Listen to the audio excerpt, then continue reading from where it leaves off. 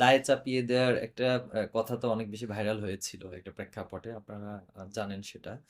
তো এটি আসলে ছাত্র শিবিরের উপর অতীতেও করেছে, ছাত্র লীগও করেছে, আর আবার অনেক বাম সংগঠনও করেছে। তো সম্প্রতি আমরা দেখছি ছাত্র দল সেটা ওপেন ঘোষণা দিয়ে করতেছেন। তো এর চেয়ে দুঃখজনক তো আসলে আর কিছু হতে পারে না, দায় চাপিয়ে দেওয়ার বিষয়টি। তো আমরা এটা থেকে বিরত থাকার জন্য আমাদের বন্ধুপ্রতিম ছাত্র সংঘকে আহ্বান করব। আর আহ, পারভেজ হত্যার যে বিষয়টি সেটা তো নিঃসন্দেহে দুঃখজনক। আমরা কোনো ধরনের হত্যাকাণ্ড, কোনো ভায়োলেন্স, কোনো সংঘর্ষকে কখনোই সাপোর্ট করি না।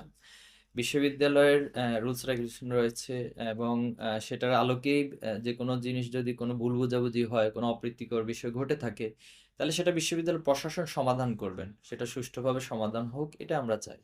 তো এখানে আমরা যেটা দেখেছি যে দুজন মেয়ে বন্ধু এবং তাদের কিছু বিষয় হয়তো কথা কাটাকাটি অথবা ভুল বোঝাবুঝি হয়েছে, সেখান থেকে পরবর্তী হত্যাকাণ্ডের ঘটনাটি ঘটে। তা আমরা এটা আহ্বান জানাবো বিশ্ববিদ্যালয় প্রশাসন তদন্ত করে যেন অবশ্যই যারা দোষী তাদের বিষয়ে শাস্তিমূলক ব্যবস্থা গ্রহণ করে, এটা আমাদের প্রত্যাশা থাকবে। আর পাশাপাশি লাশের রাজনীতিটা, এটাও বাংলাদেশের ইতিহাসে, রাজনীতির ইতিহাসে খুবই খারাপ একটা সংস্কৃতি।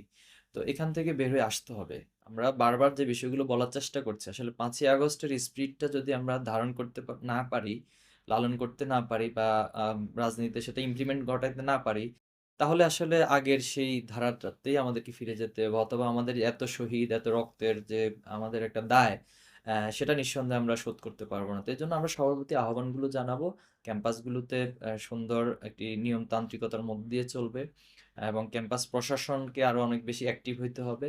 এবং ছাত্র বিধিমালা, এটা আমরা ইতিপূর্বে বিভিন্ন জায়গায় বলার চেষ্টা করেছি, প্রত্যেকটা ক্যাম্পাসে ছাত্র বিধিমেলা চালু করা দরকার, এবং সে আলোকেই সকলের অংশগ্রহণের মধ্য দিয়ে যদি সেটা মানা যায়, তাহলে এই বিশৃঙ্খলাগুলো আশা করি রোধ করা সম্ভব।